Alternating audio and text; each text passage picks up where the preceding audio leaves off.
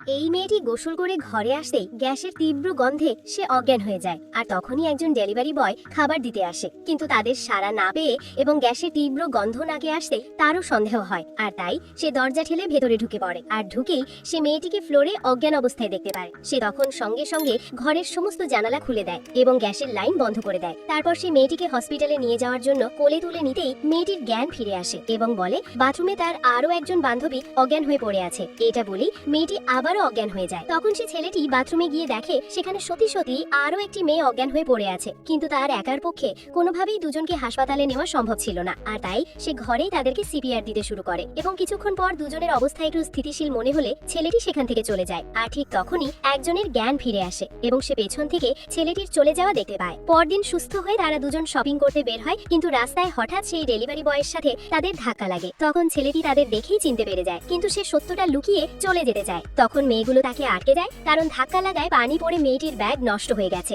আর তাই ছেলেটির উপর মেয়েটি প্রচন্ড রেগে যায়, ফলে আশেপাশে প্রচুর মানুষ এসে ভিড় জমায় এবং ছেলেটিকে অপমান করতে থাকে। তখন বাধ্য হয়ে ছেলেটি ব্যাগের ক্ষতিপূরণ দিতে চায়। তখন মেয়েটি তার নিজের কোম্পানিতে ছেলেটিকে 1 বছর ফ্রিতে ডেলিভারির কাজ করতে বলে, যা শুনে ছেলেটি হতবাক হয়ে যায়। কিন্তু মেয়েটি পুলিশের ভয় দেখাতেই সে বাধ্য হয়ে মেয়েটির কথায় রাজি হয়ে যায়। আর তারপর কি হয় জানতে হলে চ্যানেলটিকে সাবস্ক্রাইব করে রাখুন।